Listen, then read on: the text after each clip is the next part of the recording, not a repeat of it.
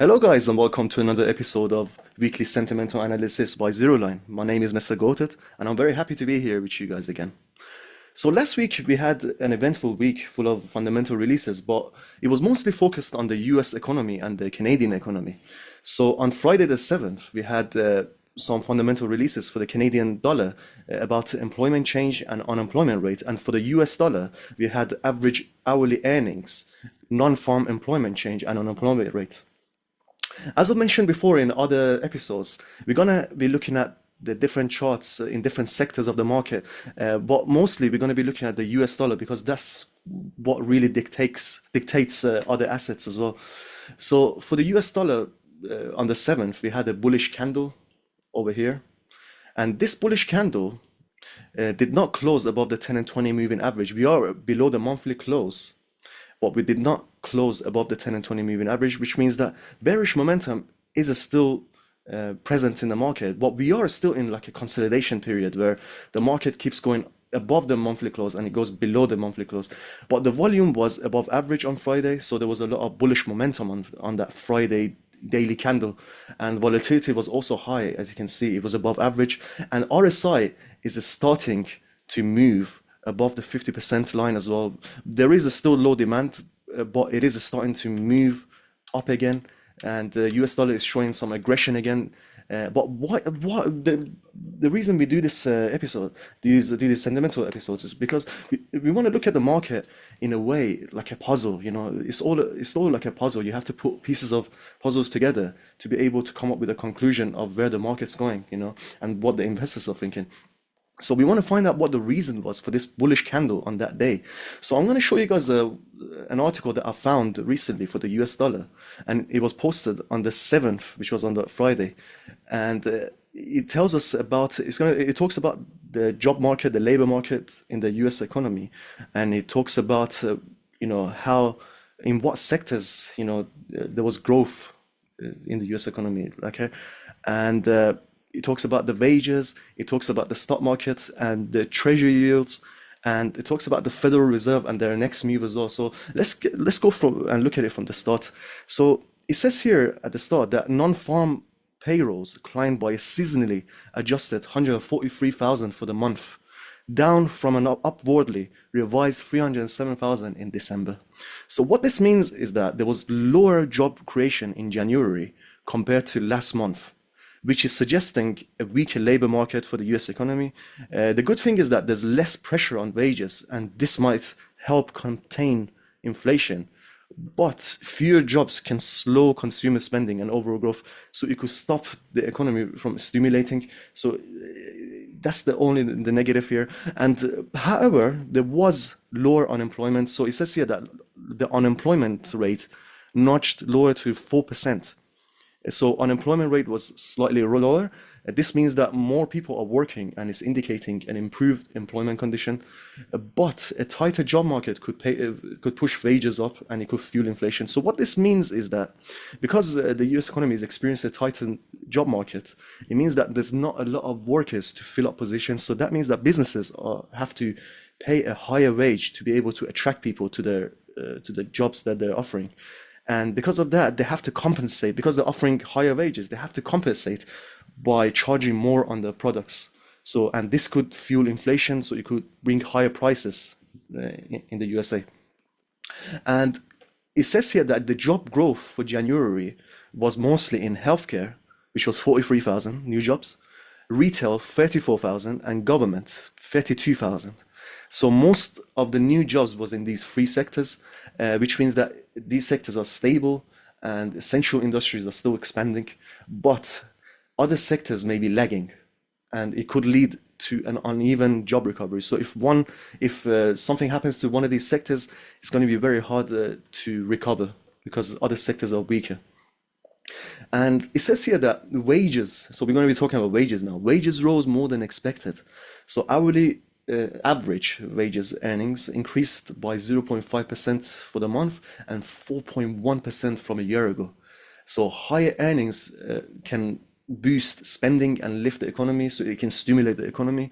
But as I mentioned before, same concept, if wages rise too fast, it can drive up prices and cause inflation. and costs for businesses. This is a cost for businesses, And for the stock market, the stock market showed very little reaction to the report, as is mentioned here, and Treasury yields are now higher.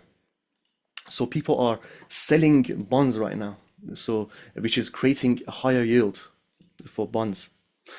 And the Federal Reserve here is that it says that they are watching numbers very closely, and they are expected to stay on hold until June, with a second cut down about 50% chance. So there's a 50-50% chance, a 50-50 chance that they will have a second cut in January.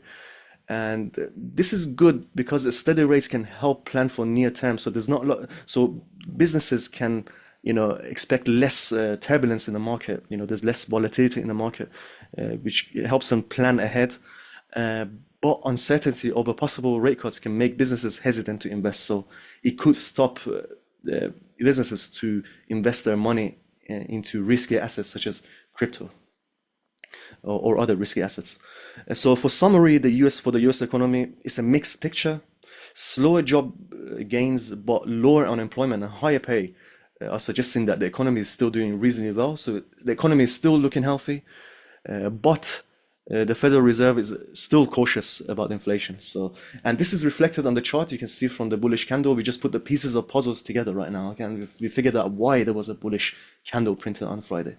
For the Canadian dollar, it looks very, very strong. It's right now, if you look at the Canadian dollar, if I zoom out, it's literally around the historical lows of February 2016 and March 2020, which was the Corona times, the COVID-19. It looks like we are back at those levels again, and buyers are literally flocking into the Canadian dollar right now. As you can see, we went under the monthly low, the monthly close, and we are rising very aggressively above it.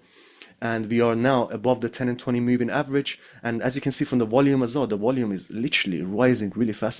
These are some of the highest volume we've seen in months and years, as you can see here. So there's a lot of demand in the Canadian dollar. Volatility is very high. And as you can see from the RSI, we are past the 50% line, and it's showing us that there's really, really high demand in this asset right now. But we want to look at it, why. We are seeing these bullish candles printed. So on Friday, we had bullish candle printed, and we want to find out why that happened. So as I mentioned at the beginning of the video, the Canadian dollar, the Canadian economy also gave out a report about their employment and the labor market. So it says here that employment increased by 76,000 in January, and employment rates rose to 61.1%. The unemployment rate declined to 6.6%. So more Canadians are working now, and this is boosting the consumer spending and the overall growth of the economy. But rapid hiring may increase business costs, same as the US economy. They are facing the same problems. They could face the same problems. Canadians are now earning higher pay. So the average hourly wages were up 3.5% on a year-over-year basis. And this followed year-over-year growth of 4.4% in December. And as is very similar, more spending, this stimulates more spending, and it boosts the economy. But however, wage growth could fuel inflation again if productivity doesn't keep up. So if the output doesn't match the wages that these businesses are giving their employees, then that's not good for inflation, because they have to charge a higher cost for their products. The decline in the overall unemployment rate in January was driven by youth, age 15 to 24. So younger people are now finding jobs in Canada, and steady income. So this is causing a steady income for the current and future workforce. And growth was widespread across different sectors. So this is very good. Broad hiring makes the economy more robust. This is opposite to the United States. This is more broad. So employment was increased in accommodation and food services, transportation and warehouses, and agriculture in January. And for summary, this broad-based job growth boosts consumer spending and supports businesses and signals a healthier, more resilient economy overall for Canada. So it was very, very bullish for the Canadian dollar, and this caused investors to rush into the Canadian dollar because they thought that they have very good job market, labor market right now, and it's literally at historical lows right now. The Canadian dollar, it looks like it's about to um, get away from this accumulation area and go on a trend to retest, resistances in this area, and this area around the 0.73 and 0.74 areas. We could literally move higher to these areas again. So the Canadian dollar is looking very good right now. There's a high demand. Soybeans, we are still above the monthly close on soybeans, and but we had a bearish day on soybeans on Friday. For gold is literally on fire, and we are seeing this bullish trend on gold right now. We are above the monthly close. We are above the 10 and 20 moving average. The demand and the volume is very high. Volatility is high on gold, and look at RSI, man. It's showing us that there's massive demand in gold right now because of the uncertainty for the US economy and the Federal Reserve decisions. Crude oil is now below the monthly close, as you can see, but we did have a bullish candle on Friday, and but we are below the 10 and 20 moving average, but we are approaching this trend line that price has historically bounced off from. So that could be a destination for crude oil. We could go down to 68. Sorry about the noise, guys. There's cooking happening downstairs. All right, and for the S&P 500, we are still above the monthly close, but there's still consolidation in the market. So there's a bit of an uncertainty, and there's not a lot of investors shifting stocks right now. But we did have a bearish day on Friday, and volume is starting to move above average. This is sell volume, so there's more selling presence in US stocks right now. Volatility is high, and the demand is starting to decline. We're starting to move below the 50% average, so we could see a decline in demand for US stocks. And Bitcoin is mirroring what the US 500 is doing.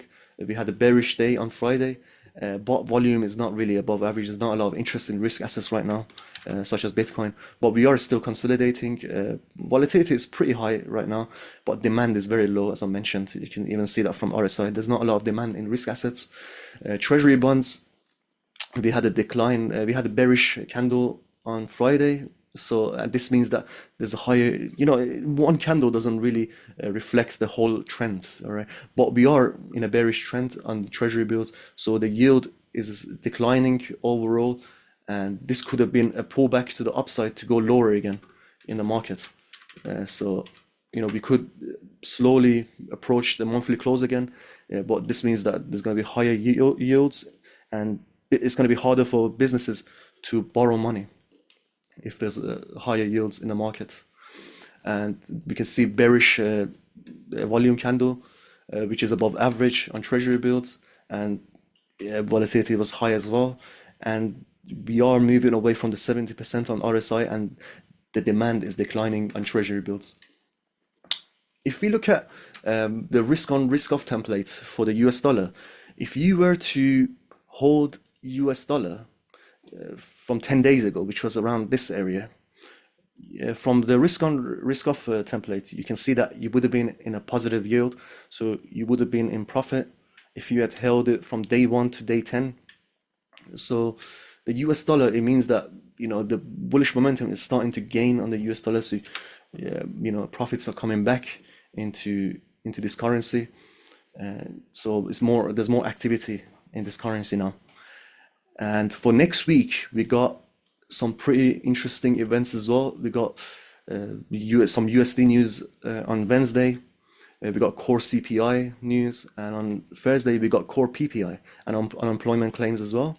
And on Friday we got retail sales. So there's going to be a lot of interesting events happening next week. All right, guys, I think I pretty much covered this week's sentimental analysis. So overall, there's better conditions for the US dollar, and for the Canadian dollar. Canadian dollar is on fire, employment wise.